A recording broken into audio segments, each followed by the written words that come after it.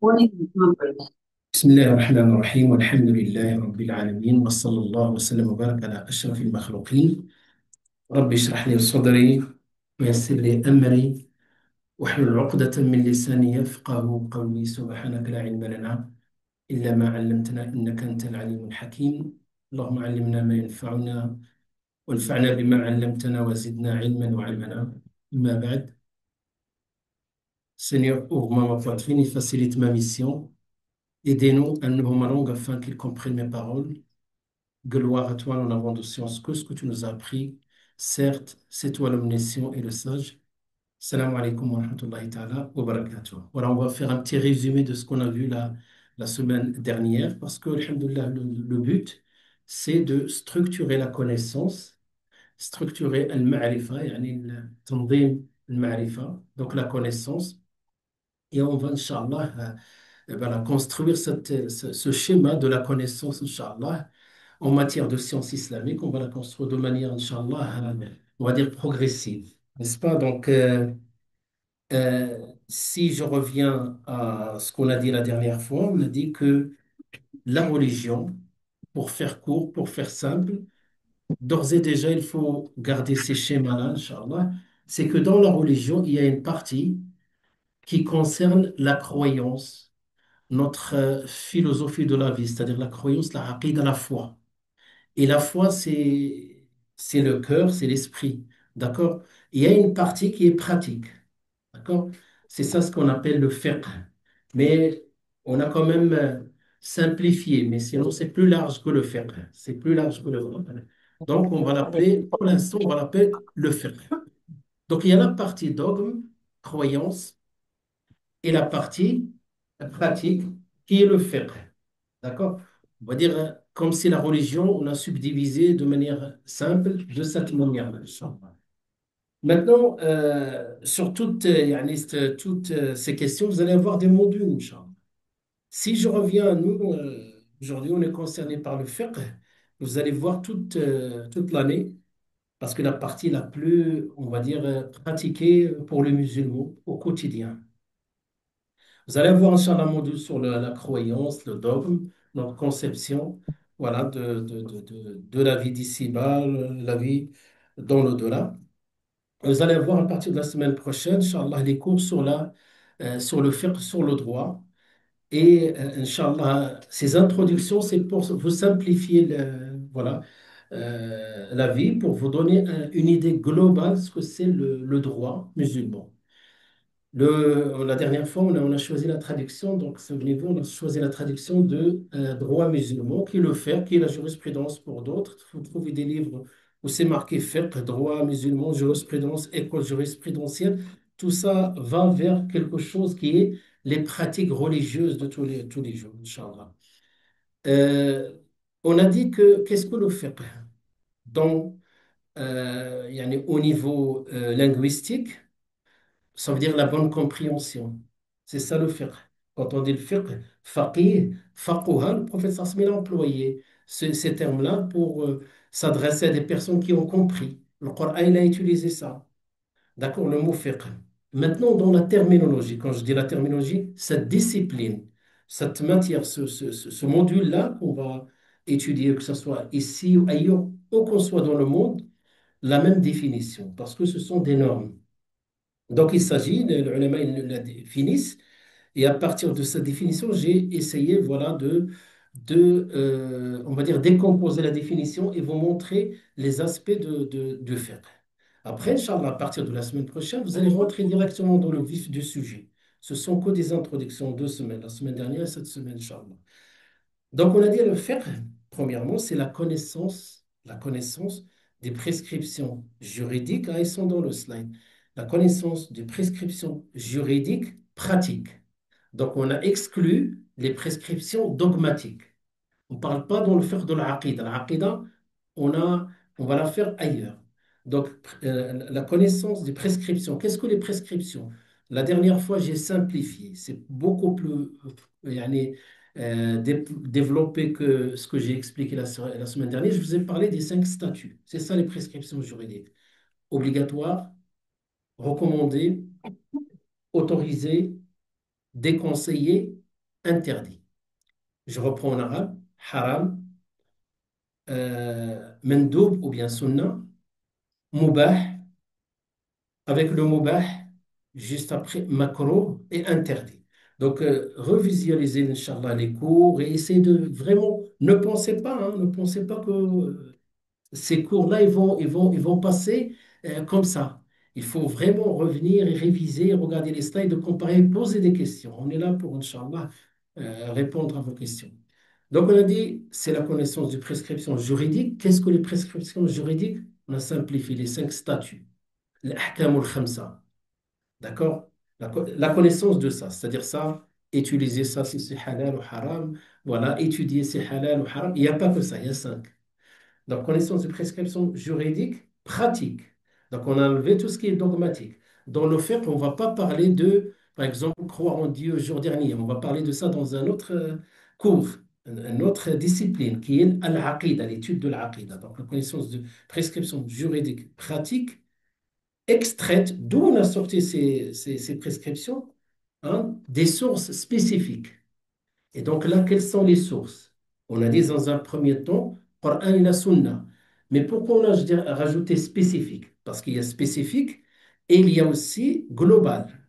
Donc spécifique, c'est verset numéro, par exemple, je ne sais pas, je prends un verset 182 de Surat Al-Baqarah. Là, on parle de l'obligation de jeûner. Donc c'est la connaissance, par exemple, si je prends ce verset 182-83, je prends le verset 182, 183 et je vais tirer, si vous voulez, je vais appliquer ça sur ce verset-là. Je vais dire, le fiqh, par rapport à cet exemple-là, c'est la connaissance de couper. Barakallahu fikum. Donc, c'est la connaissance et c'est de statut juridique ou la prescription juridique, la même chose à ce niveau-là. Prescription, le statut juridique, que, entre parenthèses, le jeûne est une obligation, hein, et qui est quelque chose de pratique.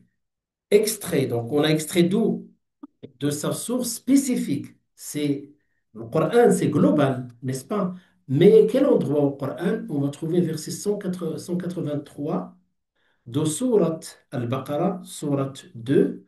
Donc à partir de cette sourate, à partir de ce verset-là, on a tiré le statut de l'obligation de jeûner. D'accord? C'est bon pour ça? Très bien. Donc, c'est ça le fiqh. C'est connaître ça, c'est obligatoire, pas obligatoire. Donc, on tire des sources correspondantes, spécifiques. Donc, quand on parle de sources spécifiques, c'est-à-dire on parle du hadith ou du verset en question, qui est le dalil, la preuve. D'accord? Mais sinon, on peut parler de prescription, pardon, de sources globales, qui est le Coran et la Sunna et autre chose.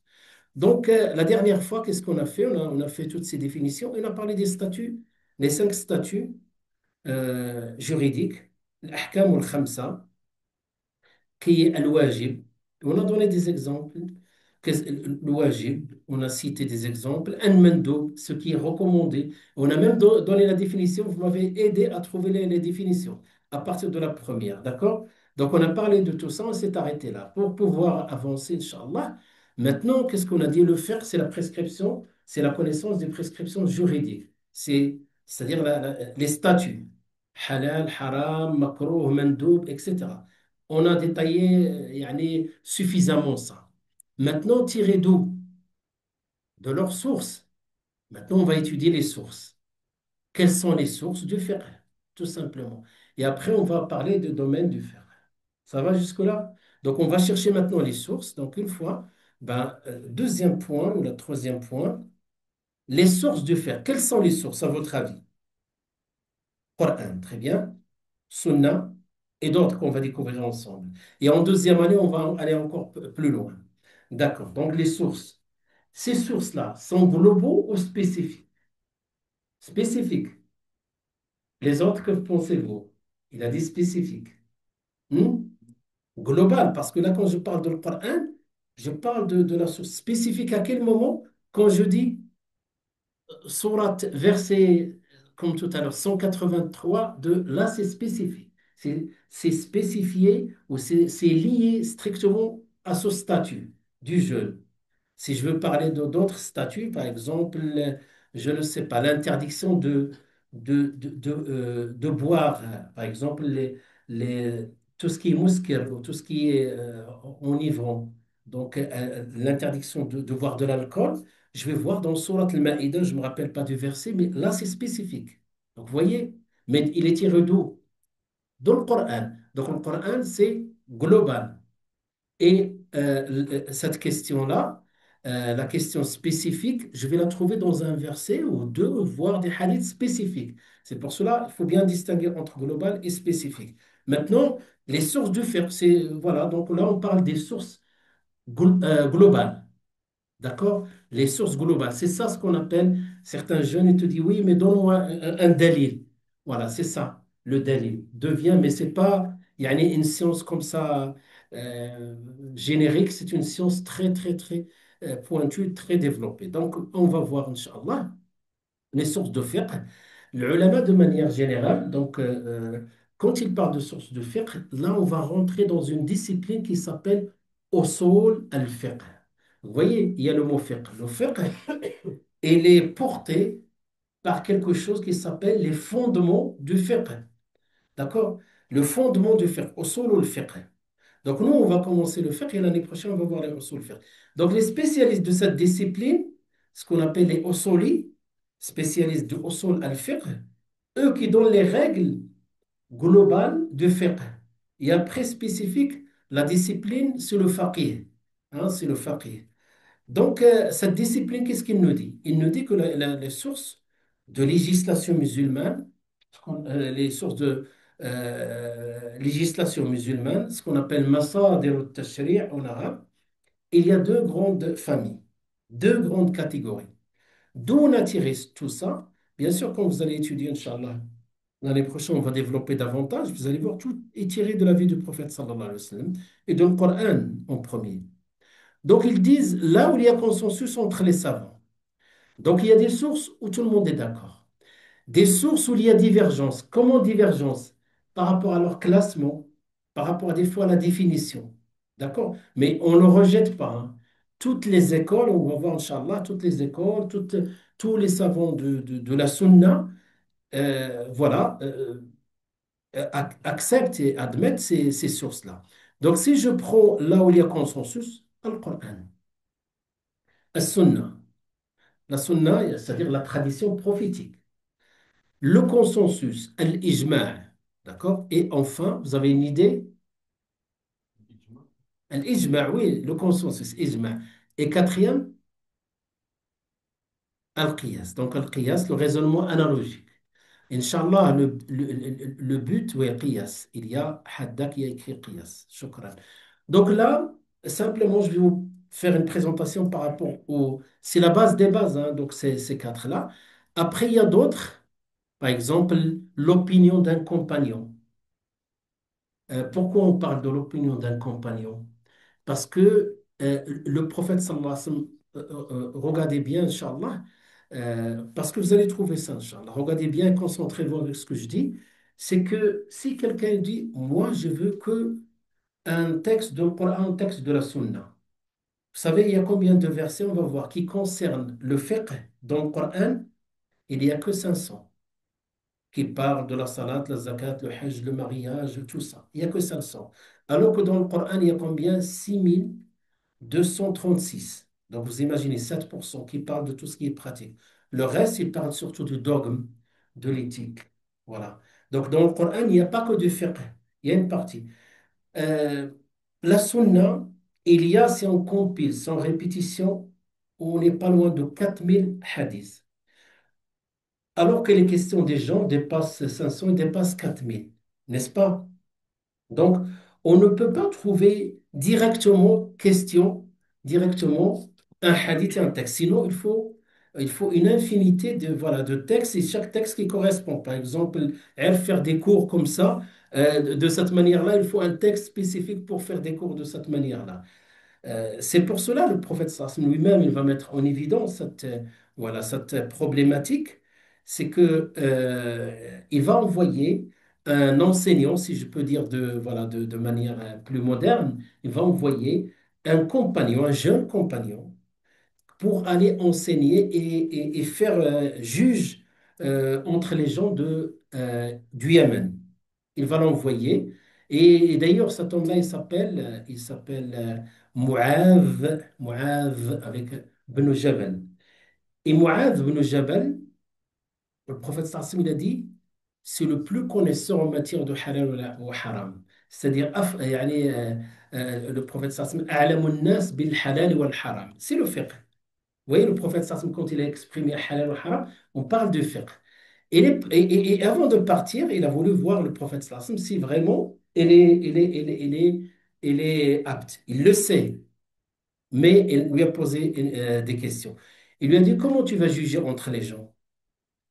Il a dit, je vais chercher dans le Coran. Par exemple, il y a une différence entre deux personnes. Je cherche le hukm dans le Coran. D'accord. Et tu lui as dit, regardez le prophète sallallahu alayhi wa sallam, la pertinence. Et si tu ne trouves pas, certes, il n'y a pas tout. Quand je dis tout, les choses spécifiques, mais les choses globales, il y a tout. D'accord? Donc, il lui a dit, si tu ne trouves pas, il lui a dit, je vais chercher dans la sunna. D'accord? Je cherche dans la tradition. Je cherche un jour, le prophète sallallahu alayhi wa sallam, il a dit un hadith ou quelque chose. La sunna du messager sallallahu alayhi wa sallam. Et ce qui est encore pertinent, il va dire, et si tu ne trouves pas? Si tu ne trouves pas, c'est normal. Donc, si tu ne trouves pas, qu'est-ce qu'il lui a dit, Mu'adh? Il lui a dit, Sa'ajtahidu amri wa la a'oul. C'est-à-dire, je vais faire l'effort d'interprétation à partir de l'esprit de le Coran et la Sunna. Et donc, à partir de le Coran et la Sunna, les Sahaba, ils ont fait l'ijtihad. Donc, on ne peut pas parler de faire aujourd'hui. Dites-moi, est-ce que c'est halal ou haram de faire un don des organes ou bien, voilà, à recevoir l'implantation des organes d'un donateur? Est-ce que c'est halal ou haram? Avant de répondre, on va aller chercher dans le Coran. Vous avez un verset qui parle de ça? Non, parce que c'est pas qu'il a été omis ou oublié. Allah il nous a donné les grandes lignes pour faire l'effort de l'interprétation et trouver le statut. Qui c'est qui peut faire ça? Les savants, qui ont les connaissances. D'accord? On ne cherche dans la sunna non plus. À l'époque du prophète sallallahu alayhi wa sallam, répondait aux questions par rapport au quotidien, par rapport à leur quotidien. Donc, même la médecine n'a pas atteint ce niveau-là pour donner des réponses, des choses qui n'ont pas encore existé. Et donc, qu'est-ce qu'ils font, les ulama? Ils font comme il a dit, Mu'adh ibn Jabal. Et le prophète sallallahu alayhi wa sallam, quand il était content, donc, il a dit. Il était satisfait de la réponse, hein. Il était satisfait de la réponse de Mu'adh. D'ailleurs, même les compagnons, des fois, ils font un voyage. Et quand ils font un voyage, ils sont devant une situation nouvelle. Ils la trouvent ni dans le Coran, ni dans la Sunna. Qu'est-ce qu'ils font? Ils font l'ijtihad. Ah ben, retenez bien ce terme, c'est quoi l'ijtihad? À partir de l'esprit dans le Coran et la Sunna qui te donnent des grandes orientations, tu fais l'extraction, est-ce qu'il y a, on va voir, Inch'Allah, dans les détails comment ça marche, mais pas cette année. Je vous donne que les grandes lignes, Inch'Allah. Donc, le Coran et la Sunna et le consensus aussi. Le consensus, c'est quoi? C'est que, par exemple, supposons dans cette salle, il n'y a que des mujtahidines. C'est-à-dire, quand on dit un mujtahid, c'est un savant qui atteint un niveau. Il est apte à faire cette opération de l'ijtihad, comme Mu'adh. Donc, supposons qu'on a fait un effort d'interprétation et tout le monde arrive à la même conclusion. Hein? Ben, tout le monde arrivé, bien sûr, il y a une définition dans une époque par rapport à une question. Bien sûr, on ne fait pas l'ijtihad d'une question qui existe. Et dans le Coran, dans la Sunna, qui est catégorique, qui est claire. Non, une question qui est conjoncturelle, où on n'a pas tout à fait la réponse exacte. On fait l'ijtihad. Supposons que tout le monde est arrivé. Donc, supposons qu'on est les mujtahidines de Saint-Étienne. D'accord? Et on a fait tous l'effort, on est arrivé à la même conclusion. Il n'y a pas un qui a dit non. C'est ça ce qu'on appelle le consensus. Et quand on arrive au consensus, c'est quelque chose d'important. Yani, ensuite, il y a ce qu'on appelle le raisonnement analogique. Qu'est-ce que le raisonnement analogique? C'est-à-dire, on va prendre un cas qui existe et on va voir son statut. Un cas qui existe, par exemple, euh, quelque chose, allez, on aime bien, on a parlé de haram, donc quelque chose de haram, comme l'alcool, la consommation de l'alcool. D'accord? Pourquoi? Quelle est la raison? Pourquoi Allah l'a interdit? Ben, parce qu'il y a quelque chose qui s'appelle, on a vu et on a analysé les hadiths du prophète sallam, il y a le caractère enivrant, c'est-à-dire sukr. Quand quelqu'un boit, والعياذ بالله. Donc, il perd voilà, sa raison. Donc, c'est ça la illa, on appelle la raison d'être. La raison de cette interdiction, c'est sukr, c'est ce caractère. Donc, on va trouver à travers le temps, là où il y a ce caractère, c'est interdit. On va reprendre le même raisonnement. D'accord? Inch'Allah, je vous donnerai d'autres exemples. Vous avez compris cet exemple? D'accord. Donc là, euh, il y a des statuts juridiques. C'est comme si on a un statut juridique par rapport à un cas bien défini. Les ulama, ils sont aptes de chercher la raison d'être. Une fois qu'ils trouvent la raison d'être, ils vont la généraliser sur tout acte qui va qui a les mêmes conséquences. Voilà ce qu'on appelle le raisonnement analogique. Très bien. Après les autres, quand je dis tout à l'heure, j'ai dit la vie des compagnons. Ben, des fois, après la mort du prophète sallallahu alayhi wa sallam, on avait des compagnons qui ont fait l'ijtihad et ils n'ont pas abouti à la même conclusion. D'accord? Maintenant, quand les compagnons divergent sur une question, et Dieu sait qu'il y en a, comment on agit. C'est ça ce qu'on appelle la vie du compagnon. Et après, les lois des peuples monothéistes, vous allez voir, ça c'est un petit morceau, euh, voilà. Mais il y a l'intérêt général indéfini, c'est quelque chose yani, beaucoup plus large, qu'on va retrouver, qu'on va utiliser beaucoup plus. C'est quoi l'intérêt général indéfini? Comme son nom l'indique, l'intérêt général. Donc, l'intérêt général, bien sûr, j'arrive pas là avant de parcourir tout ça, n'est-ce pas? Donc, je ne trouve rien, d'accord? Une situation nouvelle. Mhm. Donc, on a quelque chose qui s'appelle le code de la route. On a intérêt à le respecter, n'est-ce pas? D'accord. Si on avait le choix de le faire, de ne pas le faire, on respecte ou on ne respecte pas? D'abord, quel est son statut, à votre avis? C'est, c'est une bonne chose? C'est une bonne chose. Pourquoi?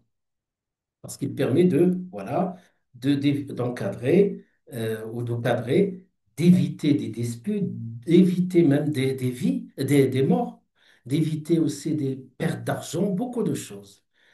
Quand on regarde aux yeux de l'islam, cet intérêt-là, qui est préserver des vies, préserver les biens des gens, préserver la raison, etc., ça va dans le bon sens, c'est compatible avec l'islam. C'est pour cela, ça, des choses comme ça, on va l'appeler al-masalih al-mursala en arabe, c'est l'intérêt général. Donc les savants, ils peuvent des fois légiférer en se basant sur l'esprit de la religion, parce que la religion va dans un sens. Yani l'objet principal, ou plutôt les objectifs principaux ou les finalités principales de l'islam ou de la législation musulmane, il y a au sommet. Qu'est-ce qu'on trouve? Cinq choses que la religion est venue pour les protéger, à savoir protéger la religion et notamment la liberté de conscience, protéger ça aux individus, protéger la vie. D'accord. Khair, Inch'Allah. Protéger la vie, voilà, protéger la vie. C'est pour cela, je vais vous dire une chose entre parenthèses. Des fois, on me demande, certains parents me demandent, est-ce que je peux intégrer mon fils ou ma fille? Il n'a pas 18 ans, on n'accepte que 18 ans. Et je leur dis, ils vont s'ennuyer parce que ce sont des cours universitaires. Ils vont s'ennuyer. Quand ils vont s'ennuyer, ils vont commencer à rigoler alors qu'on voit tout. Khair, Inch'Allah, on va voir ça pendant la pause. Donc, je reviens. Euh, Premièrement, qu'est-ce que j'ai dit? Préserver quoi? La religion, din, que les gens ont le droit de croire, de pratiquer, et c'est indispensable. Tu ne peux pas dire à un individu, voilà, de quitter ta religion comme ça, quels que soient les intérêts. Donc, préserver la religion, préserver la vie des gens. Donc, hifdhu al-nafs. D'accord? Hifdhu al-aql, la raison. Quand on regarde, on fait la somme des textes, on voit qu'il avance dans ce sens-là.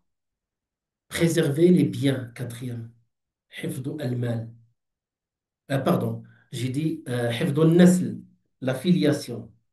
Tout ça, c'est à partir de l'ensemble des textes. Cinq, préserver les biens. Donc, هذوك يتسموا يعني المقاصد الكبرى. Le ulama, c'est connu, tous les savants, même les étudiants comme vous, les connaissent. Quand on dit quelles sont maqasid al-sharia al-kubra, ou bien les finalités majeures de la législation musulmane, de la sharia musulmane, ils vont sortir ces cinq-là.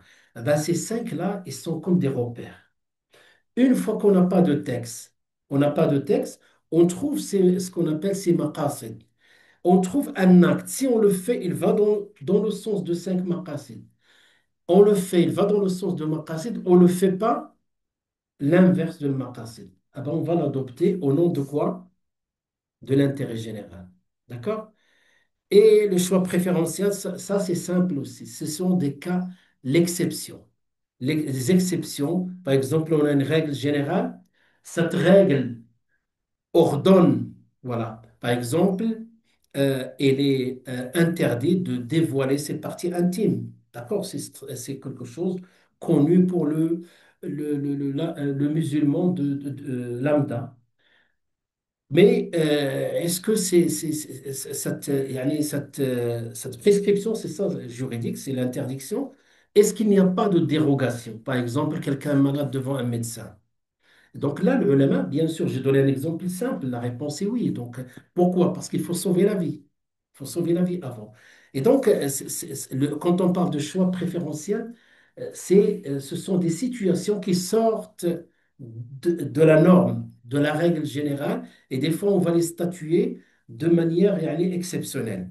Voilà, c'est ça, grosso modo, après, donc en deuxième année, on va les détailler, Inch'Allah. Et la présomption de continuité. Donc, j'avais pas l'intention de développer ça, mais je me retrouve en train. J'ai rien écrit sur ces. J'ai écrit que ce qui est en bleu. J'ai quelque chose à vous montrer par rapport à ce qui est écrit en bleu. Donc, la présomption de continuité, c'est-à-dire comme la présomption d'innocence. Donc, on a une situation. Tant qu'on n'a pas de certitude du changement de cette situation, on continue. Par exemple, euh, c'est là où on peut répondre à un certain nombre de questions. Quand tu dis, moi j'ai fait mes ablutions, je suis sorti de la maison, j'étais certain ou certaine que j'ai fait mes ablutions, et là j'ai un peu de doute. Qu'est-ce que je fais? Donc, on va dire que la présomption de continuité, donc tu étais certainement en état de pureté, mais il n'y a rien qui va changer cet état, sauf si on a un exemple où on a quelque chose de concret. Donc, tant qu'on n'a rien de concret, on maintient la présomption de ce qu'on appelle continuité. C'est dans ce sens, par exemple, on accuse quelqu'un. On accuse. À l'origine, toute personne est née innocente, n'est-ce pas? Et donc, si on accuse, c'est quelque chose d'incident, quelque chose qu'on a griffé par rapport son innocence. Et à partir de là, si on n'a pas de preuves, donc, est-ce qu'on va dire il est acquitté? Des fois, acquitté, il se peut qu'il est coupable, hein. Acquitté parce qu'on n'a pas de preuves. Parce que ce qui est certain, c'est qu'il est né innocent. Et donc, si on veut lui euh, voilà, donner ou accuser de quelque chose, il faut la preuve qui doit être certaine. Donc, ce sont des nouvelles choses, hein. Donc, ce sont des nouvelles choses. Mais si, Inch'Allah, vous allez vous habituer, vous allez voir voilà, que c'est fluide, hein, au niveau des liens entre tous les points. Donc, grosso modo, on a dit le fiqh, c'est la connaissance de prescription, on a vu juridique, les cinq, tirés voilà, de leur source spécifique, on a dit tel verset, tel sourate, tel hadith, rapporté, numéro du hadith, etc. Et ce sont les prescriptions, pardon, ce sont les preuves détaillées. Mais avant de voir les preuves détaillées, il faut voir ce qu'on appelle le global, hein, donc ce qui est global. Donc on a dit ce qui est global, le Coran, la Sunna, le consensus et les raisonnements analogiques dans un premier temps. Donc voilà. D'autres, hein, donc d'autres, Inch'Allah, on va les voir l'année prochaine. Donc il faut d'abord bâtir, hein, cette première partie avant. Quand on dit le Coran, quelqu'un donc quelqu'un qui va chercher une preuve dans le Coran. Où est-ce qu'il va chercher la preuve dans le Coran? Qu'est-ce qu'il y a? Qu'est-ce qu'il y a dans le Coran comme prescription? Qu'est-ce qu'on a comme enseignement dans le Coran? Certes, c'est un livre de guidance, l'objet principal. Kitabu Hidayah, de guidance ou de guider.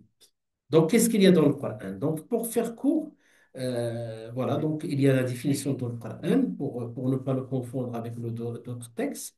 Mais voilà, je vous laisse, Inch'Allah, le soin. C'est quoi le Coran? Et je lis quand même.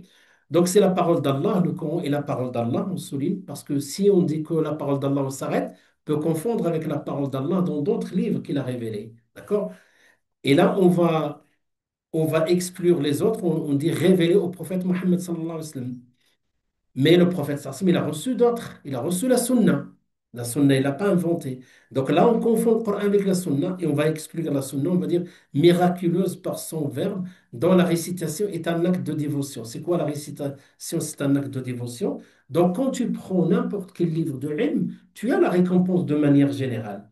Tu as des hasanat parce que tu lis, y compris les hadiths. Par contre, quand tu lis le Coran, comme il a dit le prophète sallallahu alayhi wa sallam, chaque lettre que tu vas réciter, c'est une hasana. Et il a dit, la aqulu alif lam mim. Oui, il y a des sourates qui commencent par alif lam mim. Il a dit, je ne dis pas alif lam mim, c'est une lettre, c'est un harf. Mais alif, c'est un harf, lam, c'est un harf, et mim. C'est-à-dire, à chaque fois que tu lis un verset, même si tu ne comprends pas, tu le lis en arabe, tu as des hasanat.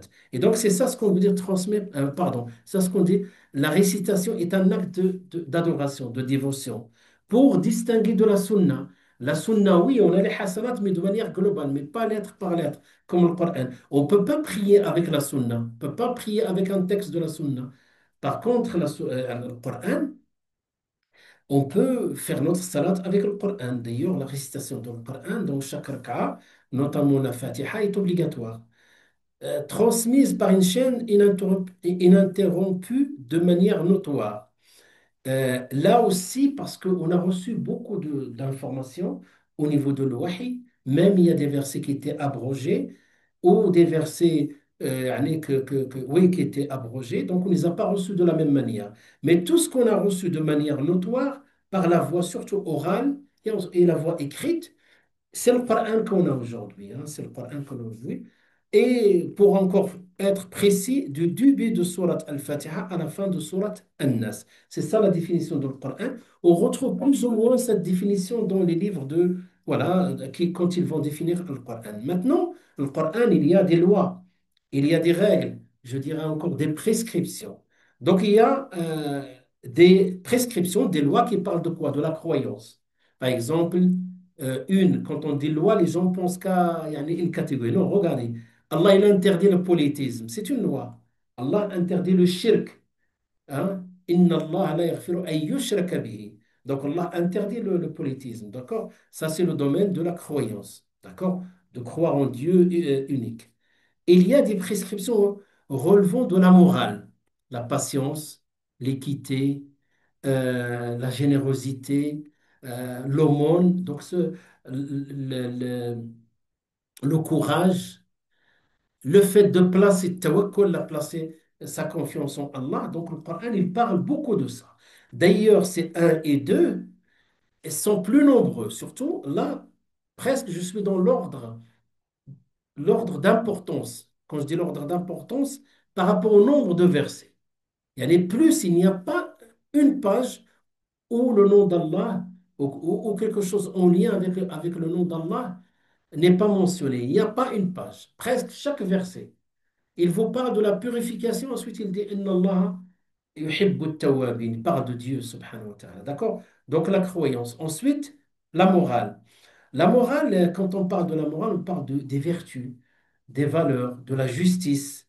D'accord? Des choses comme ça. Inna Allah ya'muru bil adli wal ihsan. Et ainsi de suite.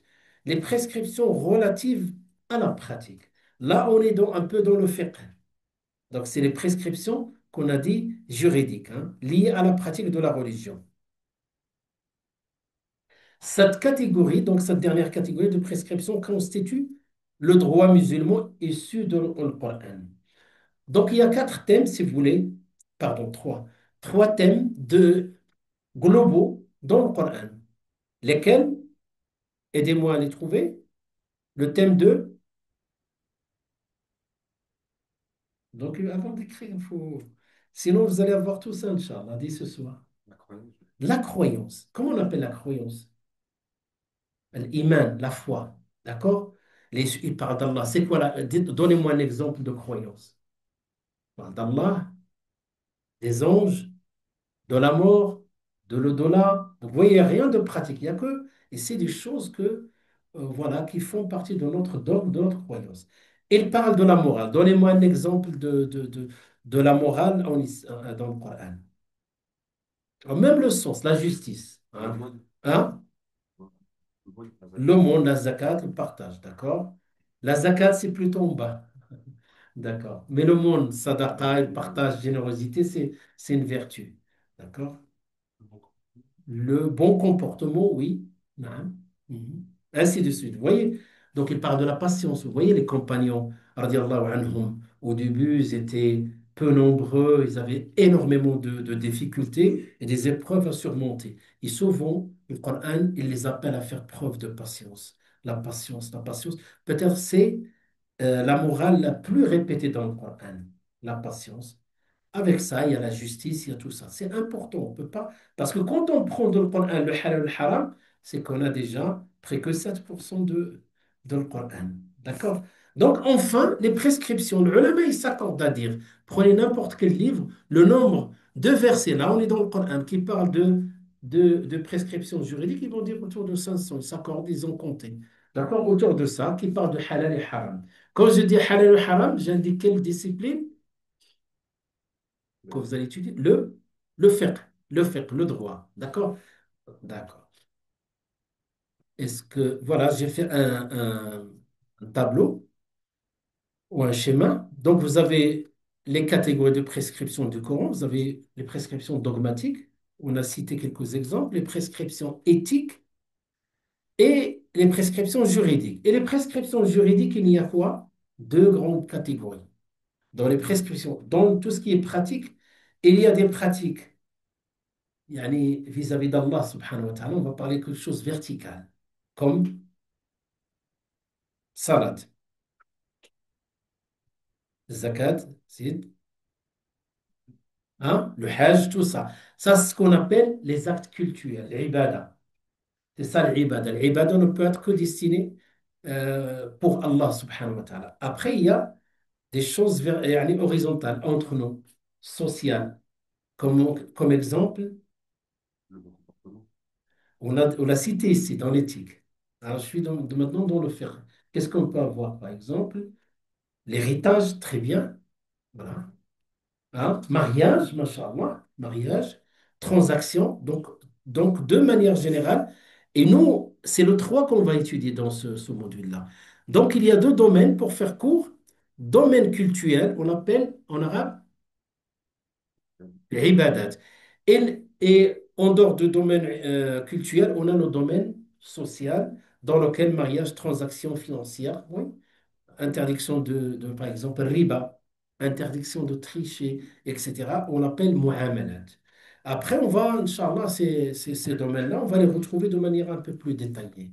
D'accord? Petit à petit, hein, vous voyez, là, comme si on prend un concept, on est en train de décomposer, rentrer à l'intérieur. Mais on ne peut pas y aller tout d'un coup mettre dans un cours. On construit cette première construction. Une fois que bien yani, alhamdoulilah, bien saisi, on passe à autre chose, Inch'Allah. Voilà. Maintenant, dans le Coran, il y a un autre point qu'il faut souligner, c'est que dans le Coran, tous les versets, il n'y a pas de doute. Celui qui doute d'un verset dans le Coran, les ulama, ils disent qu'il est négateur, qu'il a nié la religion. D'accord? On a reçu le Coran et Allah, il a promis, il l'a protégé en termes de contenu. Mais dans le Coran, des fois, on a. Si je reste là, je vais parler que de ça, hein, que trois. On a des indications catégoriques. Il va nous dire, waqimus salat, accomplissez la salat. On peut pas comment dirais-je, on peut pas le comprendre de manière différente. On peut pas comprendre ça, ce qu'Allah nous dit. Donc, il a employé le terme accomplissement à l'impératif. Or, l'impératif implique l'obligation de manière générale. D'accord? Donc, Allah il dit à l'impératif, waqimus salat. Et il nous ordonne aussi de jeûner. Il dit, فَمَنْ شَهِدَ مِنكُمْ فَلْيَصُمْ. Obligation de jeûner. Voilà, de jeûner le mois du Ramadan. Dans le contexte du mois du Ramadan. Donc, il y a des versets comme ça qui sont catégoriques. Par exemple, Allah nous dit dans certains versets, quand tu t'engages et tu signes un contrat, et ce contrat est définitif, il dit, وَأَوْفُوا بِالْعُقُودِ. Respectez vos engagements. Donc, je ne parle pas de quand il y a, parce que des fois, dans des contrats, on a une option de possibilité de se rétracter pendant 3 ou 4 jours. Ça, je ne parle pas de ça. Mais une fois après les 3 jours, après la période de rétractation, Allah il dit, وَأَوْفُوا بِالْعُقُودِ. Respectez vos engagements. Alors, respectez, voilà. Ça, c'est un ordre. Et il est clair. Il est clair. Donc, deux personnes qui se disputent. Oui, on a signé un contrat, et voilà, de vente, et voilà, moi j'ai acheté, j'ai payé. Maintenant, il veut revenir en arrière. Il veut plus, veut revenir en arrière par rapport à cette vente-là. On va lui dire, cette vente est définitive et il est interdit de revenir là-dessus, sauf là l'autre personne est d'accord. Mais sinon, c'est son droit maintenant. Voilà, c'est son droit. Pourquoi? Parce qu'Allah il dit de manière claire, Wa awfu bil uqud. Et il y a d'autres versets. Donc, vous voyez, on a, ce que je veux dire de là, on a des versets prescriptifs. Donc, on parle des 500 versets prescriptifs qui sont catégoriques au niveau du sens que leur sens est clair quand tu le lis. Mais il y en a d'autres où le sens est plus, et on va dire conjecturel, n'est pas, il est ambigu. Quand je dis ambigu, c'est pas une connotation négative, hein. Il est ambigu dans le sens où Allah il a voulu donner un sens plus large, sans qu'il précise. Il y a des fois, il a précisé. Il y a une sagesse derrière. Et des fois, il a laissé plus ambigu. Donc, les versets qui sont catégoriques, hein, on les appelle. Oui. Donc, même Allah subhanahu wa ta'ala parle de ça dans ce verset-là. D'accord? Dans ce verset 7 de Sourate 3, qui est Sourate Ali Imran, il dit celui qui a fait descendre sur toi le livre où il s'y trouve des versets sans équivoque, catégoriques dans le sens, sans équivoque, muhkamat, on l'appelle muhkam, hein, et qui sont la base du livre, c'est-à-dire la base de la religion au niveau, l'ensemble de din est basé sur des versets catégoriques. Au niveau de la foi, la aqidah, tous ces versets sont catégoriques. Et d'autres à sens équivoque, mutashabihat, c'est-à-dire susceptibles d'avoir plusieurs interprétations. À partir de ça, les ulama, qu'est-ce qu'ils disent? Ils disent il y a des versets à signification catégorique, qat'i ad-dalala, et ces termes que j'emploie, ce sont des termes dans toutes les universités du monde musulman. Ils les emploient, mais nous, on n'avance pas, Inch'Allah. Et d'autres versets à signification conjoncturelle, hein. On va donner un exemple de chaque. Déjà, même le verset le précise. Même le verset précise qu'il y a ce qui est catégorique, c'est l'essentiel. C'est l'essentiel. Par exemple, l'interdiction de la fornication, l'interdiction de mentir, ou l'obligation d'obéir aux parents et d'entretenir leurs parents, ou l'obligation de faire la salat. On peut trouver dans le domaine social comme le domaine de ibadat, il y a des choses catégoriques. C'est l'essentiel de la religion. Yani, Allah il a fait que tout le monde le sache. Donc, ce qui est catégorique. Mais d'autres, le sens est conjoncturel, ça veut dire que c'est susceptible d'avoir plusieurs interprétations. Maintenant, regardez ces versets. Aqimus salat. Ça, des versets catégoriques. Je vais défiler, Inch'Allah, comme ça on avance un peu plus vite. Donc, des versets catégoriques. On va trouver même dans les hadiths. Voilà. Ça, c'est le jeûne du mois du Ramadan. Ça, c'est la zakat. Ça, c'est le hajj. Ça, c'est l'interdiction de riba, l'usure. L'interdiction de la fornication, zina. L'interdiction de la consommation de l'alcool, catégorique, hein. Il y a pas d'école, il n'y a pas de divergence. On va parler par la suite, Inch'Allah. J'espère qu'on aura le temps. Parler un peu des écoles aussi. Et voilà. Signification maintenant conjoncturelle. Donc, quand on prend ce verset-là, par exemple, je vous donne un exemple typique que le ulama utilise souvent pour expliquer le conjoncturel. Donc, le conjoncturel, des fois, ça peut venir d'un terme polysémique. d'un mot, d'un terme qui est polysémique. Que veut dire polysémique? Il peut avoir plusieurs sens. D'accord? Le polysémique, il peut avoir plusieurs sens. C'est-à-dire, donnez-moi un exemple d'un terme polysémique. Hmm. Vous êtes hein? Machallah, vous avez bon niveau, allez chercher un peu. C'est quoi polysémique déjà? Vous voyez ce que c'est? Voilà, qui peut avoir plusieurs sens et selon le contexte, il y a le sens un, 2, 3. Un exemple. Mhm. Hein. En arabe, on emploie le terme ayn. Vous voyez ayn? Ayn, l'œil. Voilà. On va trouver beaucoup plus voilà, de signification en arabe, mais un peu moins voilà, pardon, en français. Parce que la langue arabe, hein, si vous utilisez la racine des mots, vous allez trouver riche. Elle est capable de sortir pour chaque nouveauté. On crée par exemple un instrument nouveau. On ne peut pas inventer de nulle part le nom. On revient à la racine du mot et on trouve le nom de cet instrument. C'est quelque chose de très, très important et quelque chose de riche. Donc, je reviens à l'œil, l'aïn. L'aïn en arabe, par exemple, dit l'aïn peut être la source de l'eau. Peut être aussi, on désigne l'aïn, on désigne aussi l'or et l'argent. Il peut être, ouais, l'œil déjà, le sens réel. Il peut être aussi par exemple, des espions, hein, comme on dit, l'œil de... Voilà. Donc, l'œil peut être quelque chose aussi de... Donc, vous voyez, ça, c'est le terme polysémique. Donc, supposons maintenant, on a un texte où il y a... Allah, il a voulu les choses ainsi, hein, parce que plus tard, vous allez découvrir la souplesse qu'on a mis en place des termes polysémiques. Donc, si dans un texte, quelqu'un t'envoie voilà, donc on t'envoie un courrier, te dit, voilà, donc il faut que voilà, que tu me précises l'aïn. Et là, tu vas te poser la question, de quel aïn s'agit-il?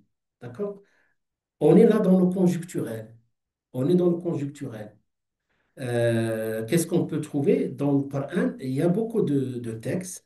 Il n'y a pas que le polysémique, il y a autre chose. Il y a autre chose. Moi, je donne le polysémique, c'est plus simple peut-être à comprendre. L'exemple que le ulama répète souvent, donc vous savez ce que c'est les délais de viduité, c'est-à-dire il y a deux catégories de délais de viduité, ce qu'on appelle, ce qu'on appelle le délai de viduité, ce qu'on appelle al-idda. Par exemple, un homme qui décède, qui laisse une femme derrière elle. Donc, il va faire l'idda. De combien de jours? C'est indiqué dans le Coran. Non, le décès, c'est 4 mois et 10 jours de idda. D'accord? Euh, un homme qui divorce de sa femme, il y a aussi une période d'attente. Idda. De combien? Là, on peut parler de 3 dans le divorce. 3 menstrues, très bien. D'accord. Je vais faire un commentaire, mais c'est très bien. Bonne réponse. Regarde. Allah subhanahu wa ta'ala, quand il a parlé, les femmes divorcées doivent observer un délai de 3 qurū. Il n'a pas dit, voilà. Mais monstru, parce que le mot qurū est polysémique chez les Arabes. Soit pureté, soit monstru. D'ailleurs, quand tu trouves dans des versets, dans le Coran traduit, tu trouves monstru, c'est simplement, ils ont fait un choix. Alors que le sens veut, il y a le sens réel, il intègre les deux. Et d'ailleurs, même les savants, donc devant le Coran, qu'est-ce qu'ils ont fait? Les savants, il y a 4 écoles qu'on va citer à la fin, Inch'Allah, les 4 écoles, les Hanafites, les Malikites, les Shafi'ites et les Hanbalites. Donc, ces 4 écoles, il y avait beaucoup, beaucoup d'écoles, mais les 4 qui vont rester, Inch'Allah, ils vont rester jusqu'à la fin du temps, parce qu'ils ont toujours des étudiants et des gens qui continuent à étudier ces écoles et transmettre ces écoles. Donc, de ces 4 écoles, il y a deux qui ont choisi le sens de Al-Qur'an, qui est, on va dire, un terme polysémique, ils ont choisi pour des raisons bien définies, hein, linguistiques. Ils ont choisi Al-Qur'an, les monstrues, comme tu as dit, et d'autres, ils ont choisi la pureté. Parce que la femme peut être en période de pureté comme peut être en période de monstrue. Donc, et des fois, c'est pour cela la traduction tronque, on me donne, moi, souvent quand je lis, et je vois l'interprétation, la traduction, mais il s'agit simplement d'une interprétation. D'accord? Il a interprété un sens, peut-être en le favorisant ce sens-là, et il a peut-être laissé tomber le deuxième sens. Mais une bonne traduction, par exemple, ici, on va mettre des points, on va mettre étoile, et en bas, on va expliquer le concept de le Coran. Donc, j'ai peut-être des remarques ou des questions. Bon comportement. Barakallahu fikum. Oui, merci pour les réponses. Des fois, je n'ai pas réagi au bon moment. Donc, voilà, c'est une réalité. C'est comme ça le Coran. Est-ce qu'il y a une sagesse derrière? Sans aucun doute. Parce que Allah est sage, sa parole est sage, ses lois, c'est la sagesse. Il a voulu, parce qu'il s'il nous a donné quelque chose de carré dès le début, peut-être on ne pourrait pas mettre tout en application. Voilà. Et ça, on peut comprendre le sens de ça plus tard, Inch'Allah. Le mot qura peut désigner soit les menstrues, soit les périodes de pureté entre les menstrues, ce qui rend le verset conjonctural dans sa compréhension. Et d'ailleurs, les grands savants, les grands linguistiques n'ont pas yani, tranché parce qu'il est comme ça. Ce terme-là est polysémique. Allah, il a choisi. Il pourrait dire talat tohor, ou il pourrait dire talat haydat, mais il a choisi ça. Pareil, si on prend حرمت عليكم الميتة, vous est interdit la bête morte et le sang. Donc la bête morte et le sang. Mais est-ce que, quel que soit le sang, quelle que soit la bête morte, on trouve qu'il y a des bêtes mortes, elles sont pas, voilà, des bêtes mortes qui sont licites. Lesquelles? Hein? La chasse, c'est pas bête morte. Hein? Les poissons. Les sauterelles et tout ça, on ne les mange pas, mais ils font partie de voilà, que le sunna a indiqué. Donc, quand tu lis ce verset-là, il est conjonctural ou il n'intègre pas tous les sens. Il faut chercher ailleurs pour avoir le sens final. C'est ça un peu le son. Donc, on va trouver au son un autre verset qui dit Hurrimat alaykum, le son, et s'il est conjonctural parce qu'on ne sait pas la quantité. Un autre verset, on va trouver le son, يعني le- ودمًا مسفوحًا, c'est-à-dire le son en grande quantité. Voilà. Après l'abattage, par exemple, ce sont en grande quantité. Et ainsi de suite. Donc, quelques exemples. Quand on dit l'ahwal shakhsiya, c'est le statut personnel, comme ça ils l'appellent les ulama en arabe, et il concerne les règles liées à la famille. Voilà, la idda, on l'a cité.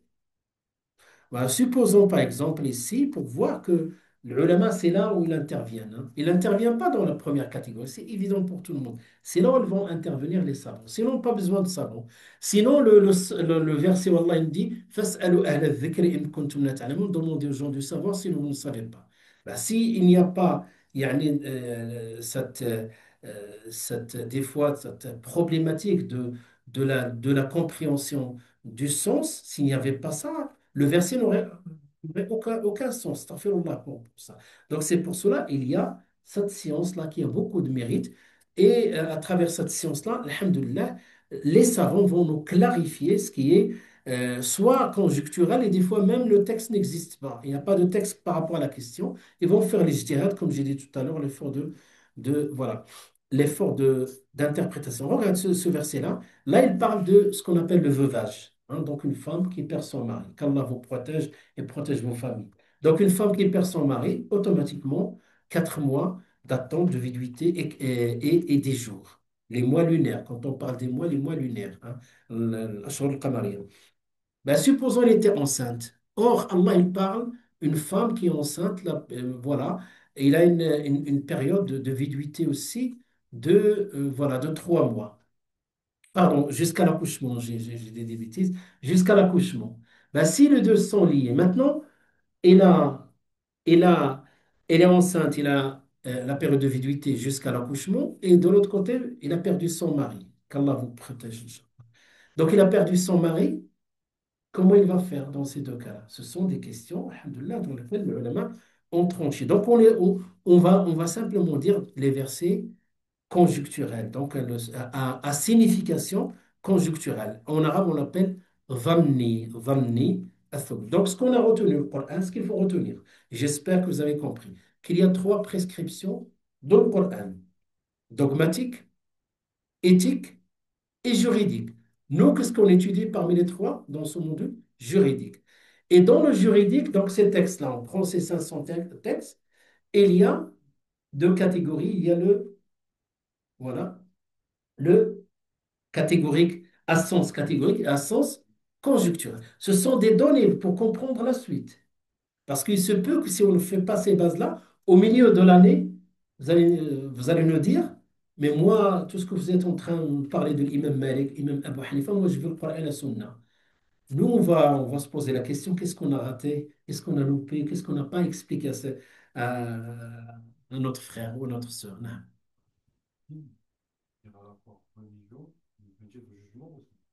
Oui, مثلا نعم أحسنت. Oui, tu as raison. Donc, الدين يوم الدين ou إن الدين عند الله الإسلام. Les deux sont employés. Un exemple, mashallah. Allah, il dit dans le Coran: إن الدين عند الله الإسلام. La religion d'Allah, c'est l'islam, c'est la soumission à Allah. Donc, l'islam. Et aussi, وما أدراك ما يوم الدين, le jour de jugement. Voilà. Très bien, barakallahu fik. Voilà, donc des fois on peut trouver des textes comme ça, c'est tout à fait allez, normal. Je trouve des textes. Donc le fiqh, il va intervenir dans quel cas? Si, si j'arrive à vous convaincre et vous faire comprendre ça, c'est que, alhamdoulilah, on a bien avancé. C'est que quand on revient à l'wahy, al-Qur'an et la Sunna, quand on a les lois, les prescriptions claires, on a les prescriptions claires de l'Qur'an et la Sunna, on n'a rien à rajouter, c'est clair. Aqimus salat. D'accord. Des fois, les prescriptions sont là, mais ne sont pas très claires, conjoncturelles. Là, le ulama, ils vont faire l'ijtihad, l'effort d'interprétation.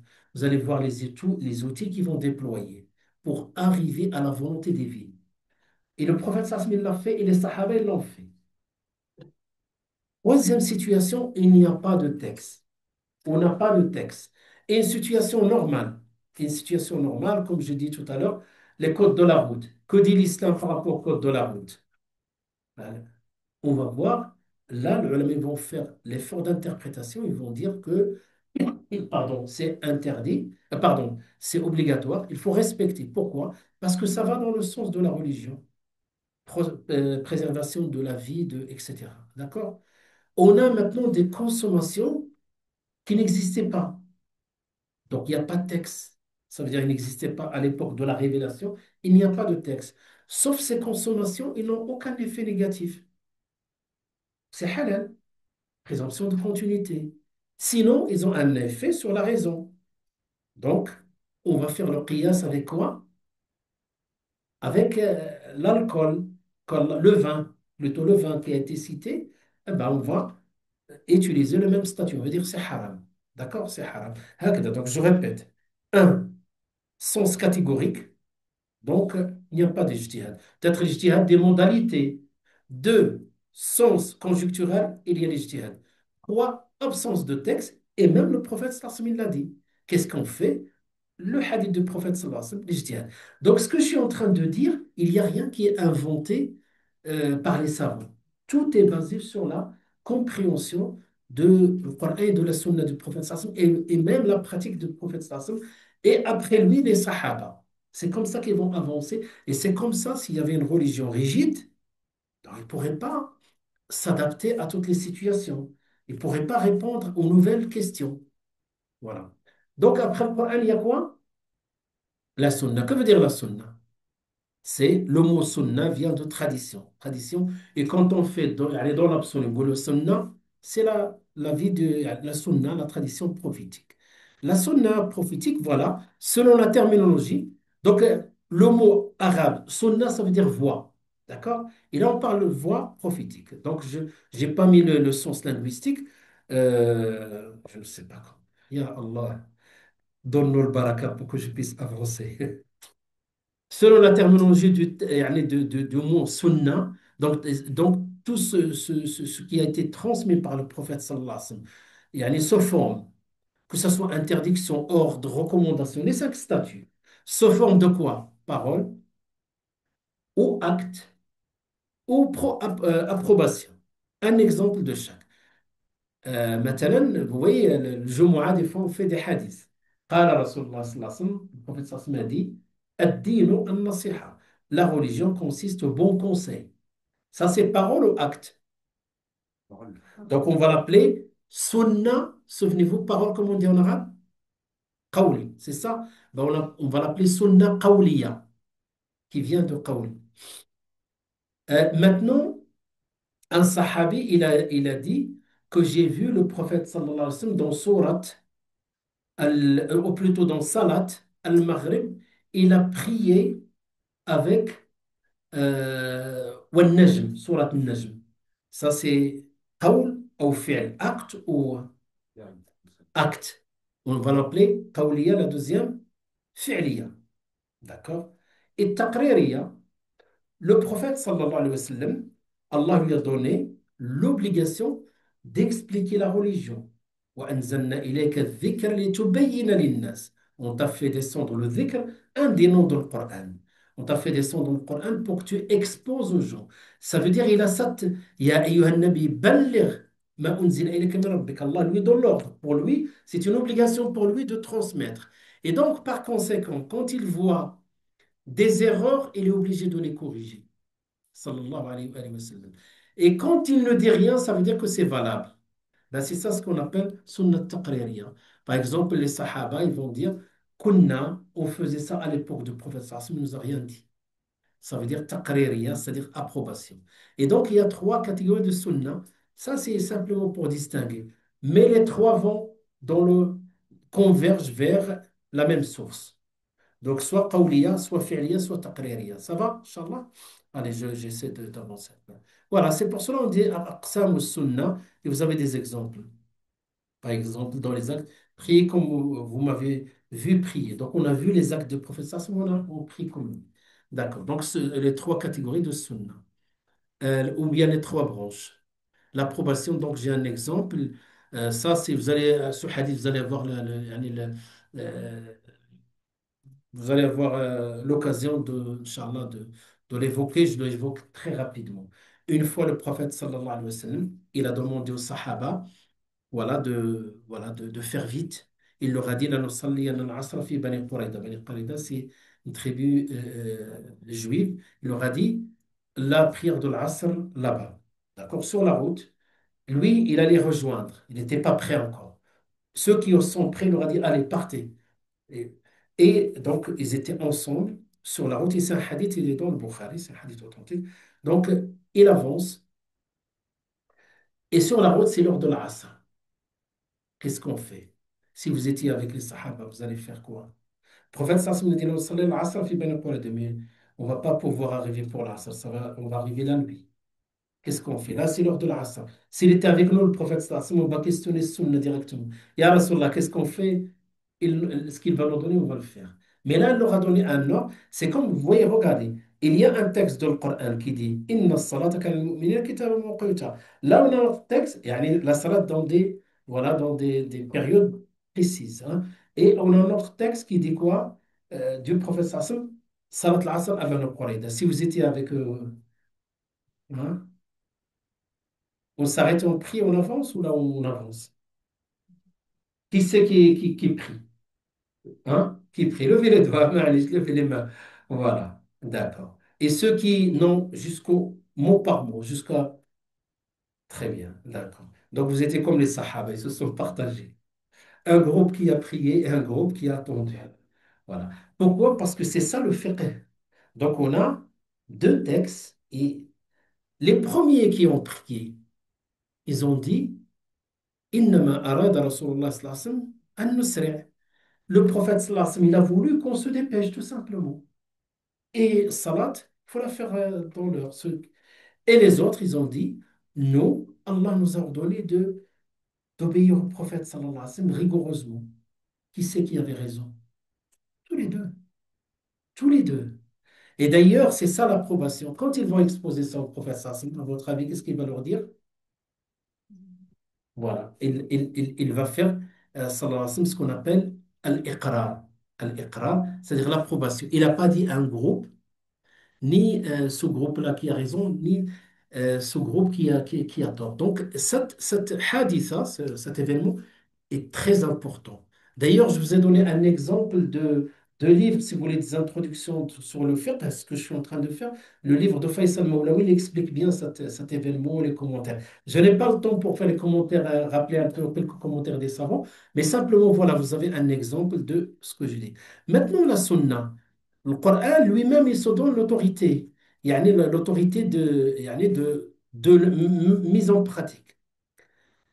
Et la sunna, comme on a eu le. Si quelqu'un dit, mais la sunna, c'était pendant la vie du prophète, sallallahu alayhi wa sallam. C'est ça ce que je veux dire de l'autorité juridique, pardon. L'autorité juridique. C'est-à-dire comme source de législation qu'on est obligé de suivre. Le Coran, on trouve le Coran lui-même, la parole d'Allah, lui, il a parlé de ça. Donc, le Coran, c'est une guidance, il nous a ordonné de suivre les enseignements dans le Coran. Et la sunna, si quelqu'un dit, la sunna pendant le vivant du prophète, ça, maintenant c'est fini, je suis comme le Coran. Comment on va prouver que la sunna est une source? Puisqu'on a admis que le Coran est une source, ben, le Coran lui-même qui donne, le Coran lui-même qui donne légitimité à la sunna. Les versets qui parlent de la sunna, ils sont, voilà, c'est ça ce que je veux dire, autorité juridique et force probante. C'est-à-dire, en arabe, on l'appelle Hujjiyatus Sunnah. Il est connu chez yani dans les instituts arabophones, dans le monde entier, les universités, on parle de Hujjiyatus Sunnah. Hujjiyya, c'est-à-dire l'autorité juridique et force probante. Là, c'est énormément de versets dans le Coran. وَمَا أَتَاكُمُ الرَّسُولُ فَخُذُوهُ وَمَا نَهَاكُمْ عَنْهُ فَانْتَهُوا. Donc, Allah il nous dit ce que le messager vous a ordonné de faire, faites-le. Et ce qu'il vous a interdit, voilà, donc abstenez-vous. Et wahakada. On trouve aussi wa in tuti'uhu tahtadu. Si vous obéissez au messager d'Allah, vous allez être guidés. Wa ati'u Allah wa ati'u Rasul. Obéissez à Allah et à son messager. Beaucoup de versets. Il n'y a pas le moindre doute que la sunna, mais simplement, voilà, on évoque quand même ça. Peut-être un jour, quelqu'un vous pose la question, vous restez, voilà, peut-être sans réponse. C'est que le Coran lui-même qui a donné, voilà, à la sunna du prophète sallallahu alayhi wa sallam, cette, cette autorité juridique, ça veut dire que ce qu'on trouve dans le Coran, euh, on le met en pratique, bien sûr, après compréhension. Ce qu'on trouve dans le Sunna, même statut. On ne fait pas de différence, à condition que la Sunna soit authentique. Voilà, il y a cette particularité de la sunna parce que la sunna a été des fois transmise de manière, on va dire, notoire comme le Coran, mais des fois de manière singulière. Ce sont des choses qu'on va voir plus tard et c'est pour ça qu'il faut vérifier l'authenticité. Voilà, donc c'est pas à nous, alhamdoulilah, c'est le domaine des sciences du hadith. La sunna maintenant par rapport au Coran.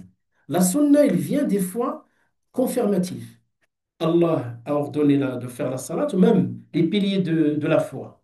Je ne parle pas de les piliers de l'islam, de la foi, qui sont croire en Dieu, ses anges, etc. On le trouve dans le Coran et on le trouve aussi dans la Sunna l'obligation de la salat. On va la trouver dans le Coran et dans la Sunna. Donc le rapport entre le Coran et le Sunna ici, confirmatif. Des fois même, on va apporter la preuve, on dit Allah a dit dans le Coran, le prophète sallallahu a dit dans la Sunna authentique. Et donc confirmatif. Ensuite, il peut être, par exemple, explicatif. Que veut dire explicatif? Allah nous ordonne de faire la salat. Comment on l'a fait? À quel moment? Quels sont les temps? On ne trouve pas dans le Coran. Donc la Sunna explicatif, va expliquer. C'est dans la sunna qu'on va connaître le temps légal de la salade. C'est dans la sunna qu'on va trouver les 5 prières obligatoires et comment les faire et comment faire voix haute, voix basse. D'accord? C'est explicatif. Donc, un rapport explicatif. Voilà. Et Allah subhanahu wa ta'ala donne cette fonction au prophète sallallahu alayhi wa sallam. Nous t'avons révélé le rappel voilà, pour que tu exposes ou expliques clairement aux hommes ce qui a été révélé à leur intention. Donc, ça veut dire comment le prophète sallam connaît la sunna? Il reçoit la révélation. Par exemple, le temps de la prière de la salat, c'est Jibril qui est venu, qui a enseigné au prophète sallam le moment, à quel moment on fait la salat. Jibril répétait, il reçoit le wahi, il vient étudier le Coran avec Rasulullah sallallahu alayhi wa sallam, sur la récitation et tout ça. Voilà, donc et Allah même dit par rapport à la sunna, وَمَا يَنْطِقُ عَنِ الْهَوَى. C'est-à-dire le messager d'Allah ne parle pas sous l'effet de la passion. إِنْ هُوَ إِلَّا وَحْيٌ يُوحَى. Il s'agit bel et bien d'une révélation. sauf, yani, il faut exclure des petites choses.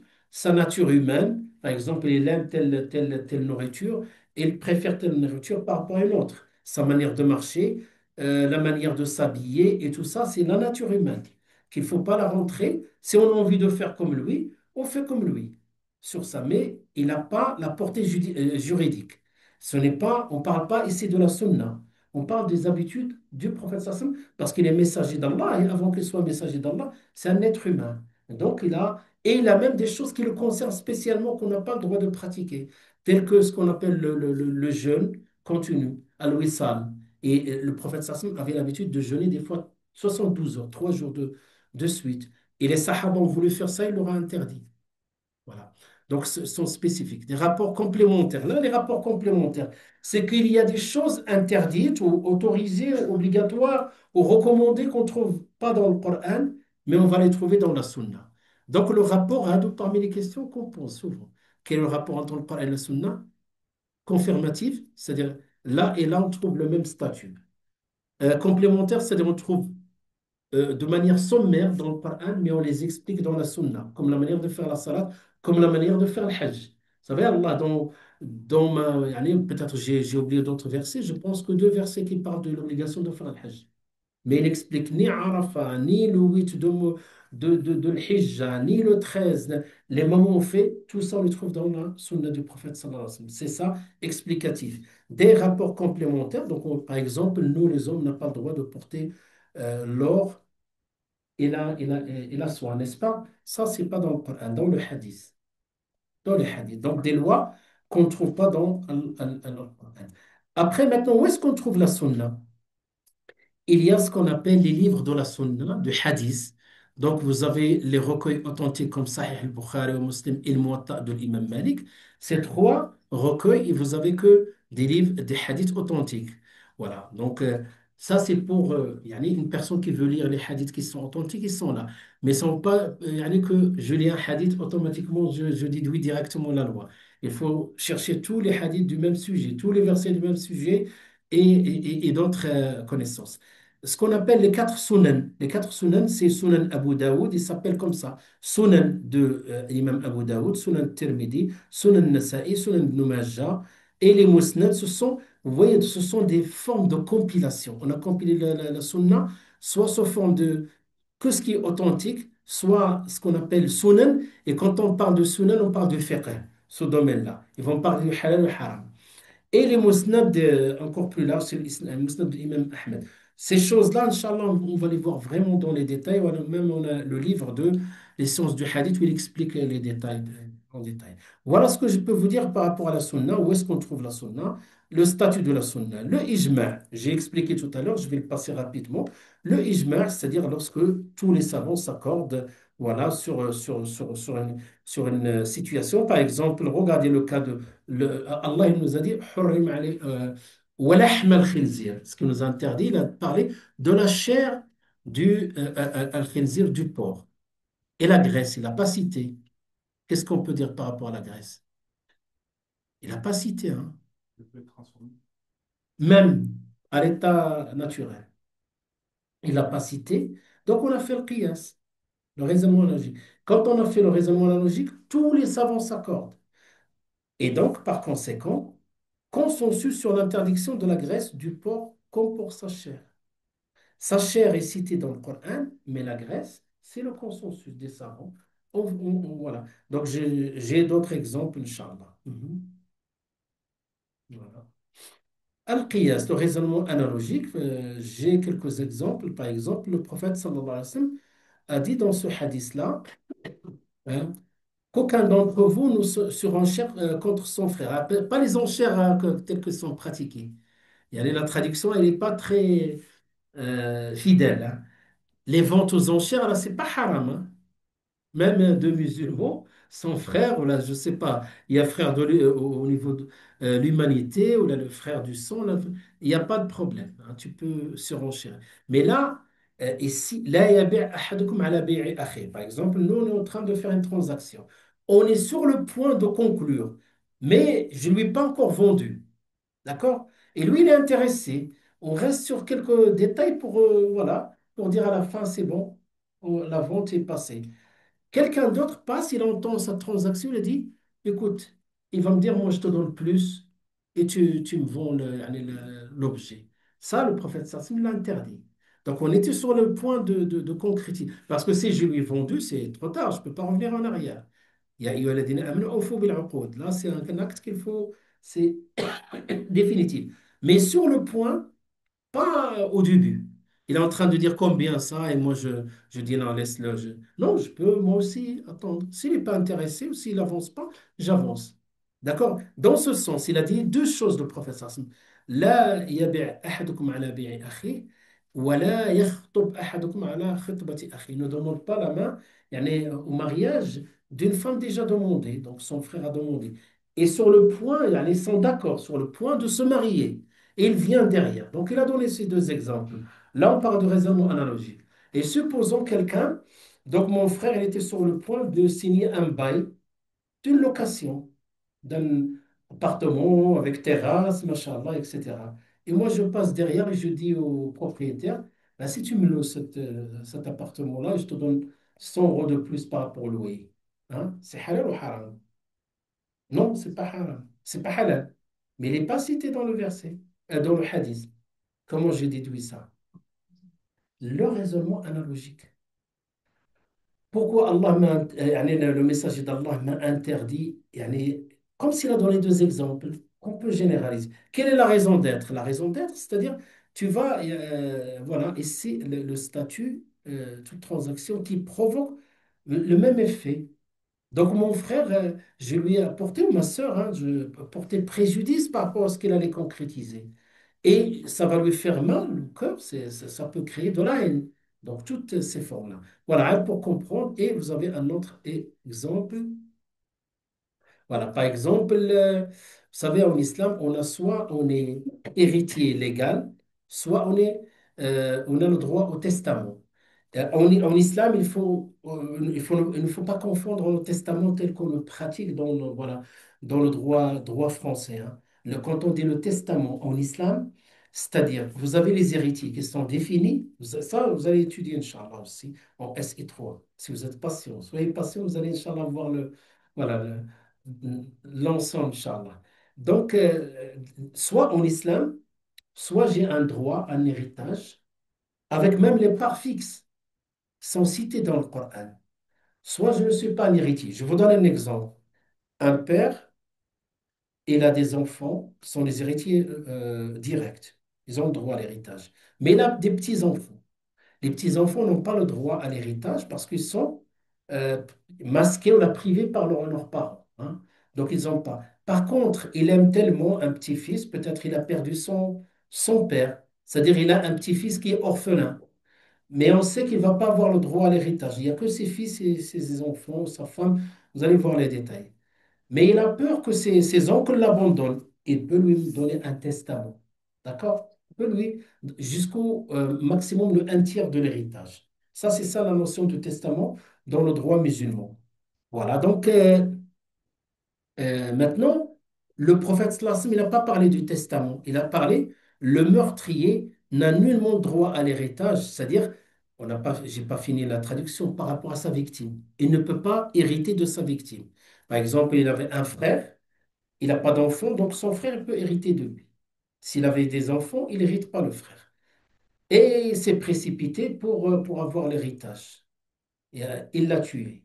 Et donc, même s'il a le droit, maintenant il est décédé, sa fortune va être répartie. Même s'il est héritier légal, mais le fait qu'il a tué n'a plus le droit. Même dans le droit français, cette règle existe. D'accord? D'accord, donc le hadith ne parle que de l'héritage. Et supposons, il y avait quelqu'un qui avait un testament en sa faveur et s'est précipité, l'a tué, voilà la personne qui a laissé en sa faveur le testament. Est-ce qu'elle a droit à ce testament? Pareil, on fait le raisonnement analogique. C'est ça le qiyas. Ça va? On va trouver beaucoup dans le droit musulman. Maintenant, les domaines d'application de fiqh. Où est-ce qu'on trouve les domaines d'application? Dans tout ce qui est cultuel. Tout à l'heure, j'ai dit cultuel plus quoi? plus social. Barakallahu fik. Maintenant, le social, je vais un peu le développer un peu rapidement. Le cultuel, tout ce qui est ibada. Qu'est-ce qu'il y a dans le ibada? Commence par tahara. Le ibada, c'est simple, et c'est ce que vous avez étudié cette année. La purification. Ensuite, la salat, la zakat, le hajj, le jeûne, voilà, tout ça, normalement. Et même l'abattage rituel, comme l'adha, يعني عيد الأضحى, la haqiqa, hein, la haqiqa, c'est que pour la naissance des enfants, etc. Tout ça rentre dans le cultuel. Ensuite, l'ulama, il l'appelle comme ça, donc depuis des siècles, le statut personnel. L'ahwal shakhsi, on l'appelle, tout ce qui concerne la famille. Il l'appelle ahwal shakhsiya. Donc, organise la famille, tout ce qui organise la famille. Les affaires sociales, al-mu'amalat, c'est l'ensemble des prescriptions qui organisent les différents échanges entre individus, les actes de vente, de location, etc. Le droit constitutionnel, l'ensemble des prescriptions qui définissent la relation entre le gouvernant et les gouvernés. Donc, et le droit international, l'ensemble des lois qui codifient les relations de l'État musulman avec les pays étrangers. Donc, c'est ce qu'on trouve. C'est ce qu'on trouve, mais voilà. Donc, vous voyez, 4 et 5 ne concernent pas directement tout musulman. Il concerne l'autorité. Voilà, cette partie-là. C'est pour cela qu'il y a des jeunes, des fois, qui disent et la loi du talion. Oui, la loi du talion, oui, existe dans le Coran, même existe dans la Torah. Et Allah, quand il nous parle de la loi du talion, il dit وَكَتَبْنَا عَلَيْهِمْ فِيهَا, c'est-à-dire dans la Torah. أَنَّ النَّفْسَ بِالنَّفْسِ وَالْعَيْنَ بِالْعَيْنِ, etc. Oui, mais ça concerne, c'est-à-dire ça ne veut pas dire que tu comprennes que quelqu'un t'a arraché une dent, que tu vas le, voilà, selon la loi du talion, tu vas le faire la même chose. Non, tu passes par voilà, tu passes par l'autorité, c'est-à-dire l'autorité judiciaire et c'est un juge qui se prononce, etc. Donc voilà, un, deux, trois, c'est nos pratiques de tous les jours. Nos pratiques de tous les jours. Non. Est-ce que ça concerne tous les échanges entre les musulmans ou entre Entre musulmans, non musulmans. C'est licite, hein, les transactions. Le prophète Sassim, il a emprunté, il a fait des transactions avec les non-musulmans, notamment les juifs qui étaient à Médine. Voilà. Al-ibadat, le domaine. Donc voilà, l'ibadat, la relation entre les individus et le créateur. Donc voilà un peu plus de détails, les affaires sociales. Ça permet d'avancer un peu. Voilà, le droit constitutionnel, le fait. Voilà. Maintenant, est-ce qu'on est obligé de, quand je dis le statut de connaître le fait, le statut de sa connaissance, de connaître le fait, est-ce qu'on est obligé d'apprendre le fait? Oui. Bien. Les autres? Oui. Tout, tout, tout. Hein. Le fiqh, hein, c'est-à-dire, c'est un domaine très vaste. Très bien. Donc, ce qui est obligatoire pour nous, comme tu as dit, les bases qui concernent le cultuel, qui concernent le statut personnel, la famille, et les bases des transactions. Ça, c'est obligatoire pour tout musulman.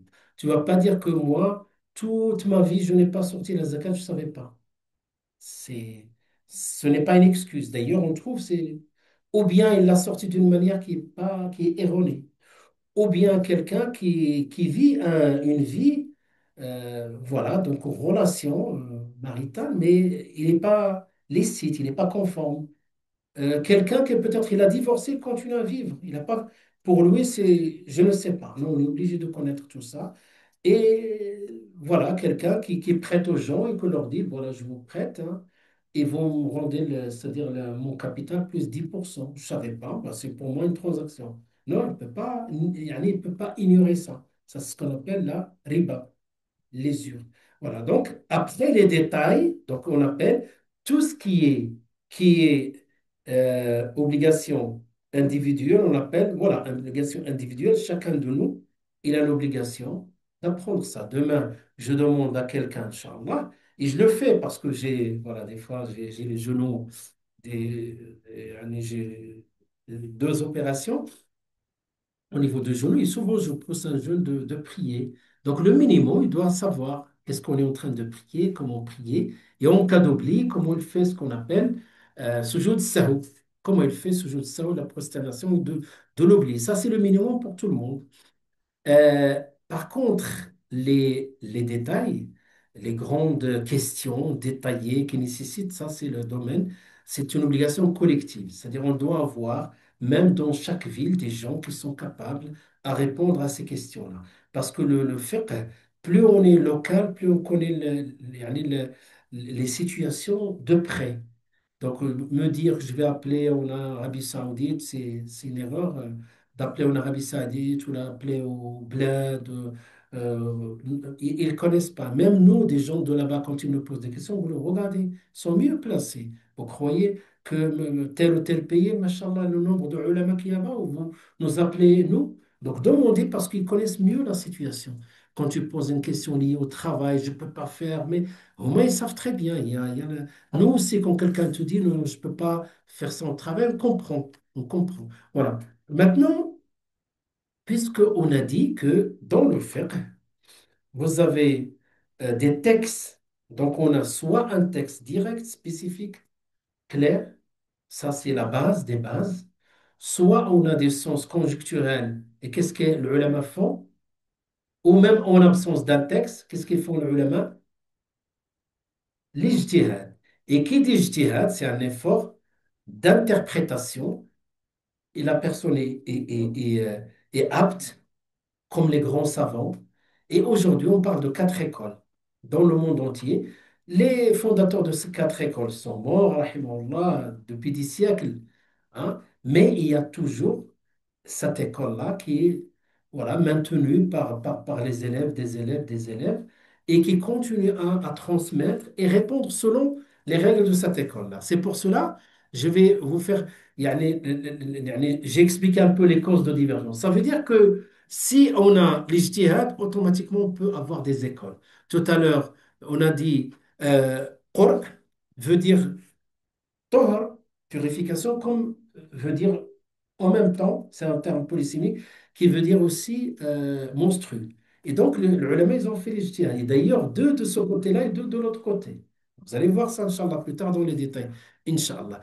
Donc, ça veut dire que Allah, il a voulu qu'il y ait cette diversité. Pour nous, les écoles, c'est une diversité, c'est une souplesse, c'est une grande richesse. Donc, cause de divergence, parce qu'il y a ce qu'on a dit, les versets catégoriques, les versets qui sont, premièrement, les versets qui sont susceptibles d'avoir plusieurs interprétations, ce qu'on a dit conjoncturel, absence de texte qui implique voilà, implique l'ijtihad. Et quand il y a ijtihad, il y a aussi des raisons, voilà, des raisons de divergence.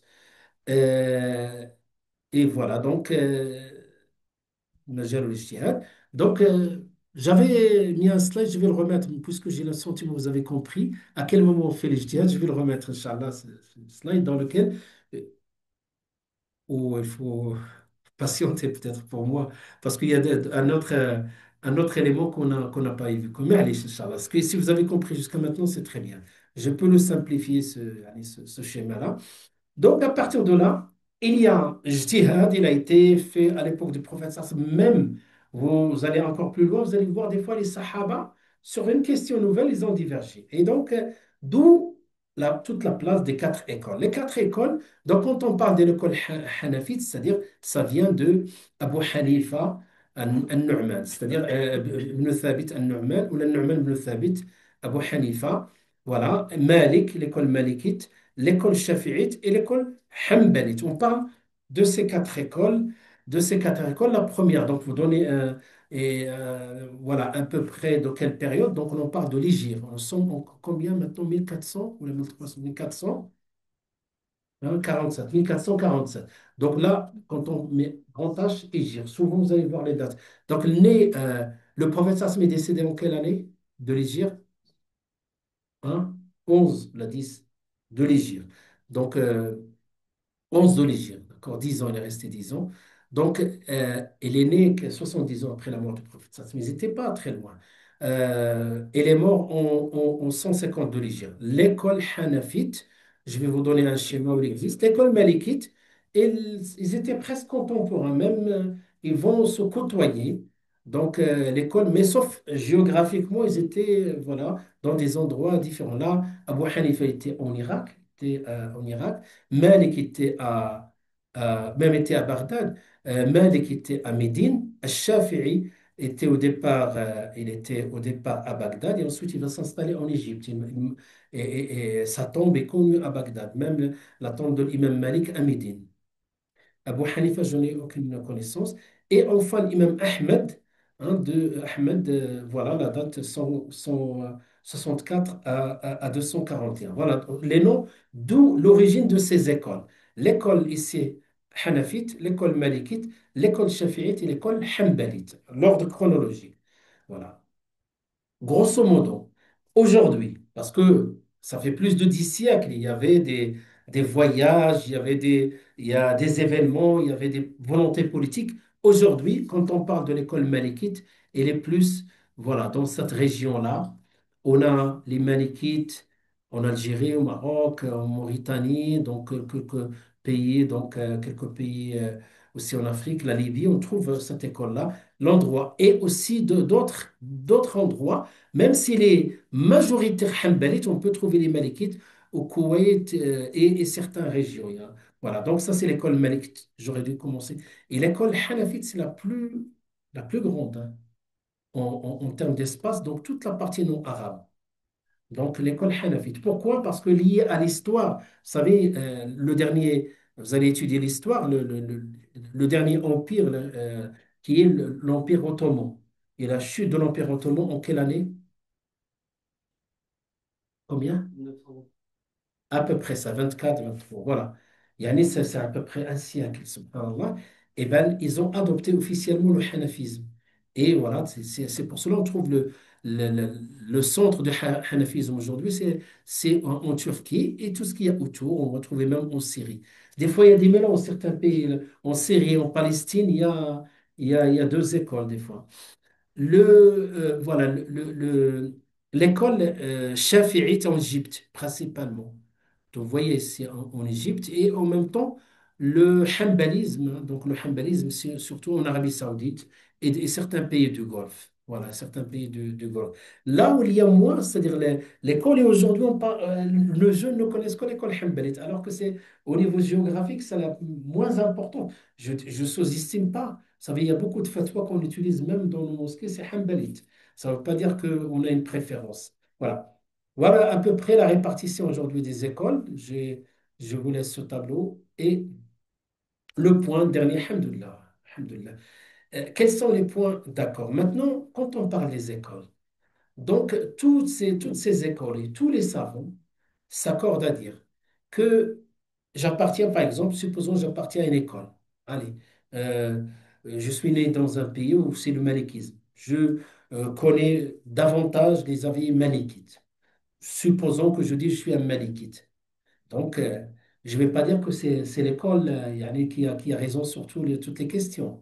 C'est ce qu'on appelle un peu le fanatisme, c'est-à-dire rejeter. Donc, tous les savants rejettent le fanatisme, ce qu'on appelle le ta'assub.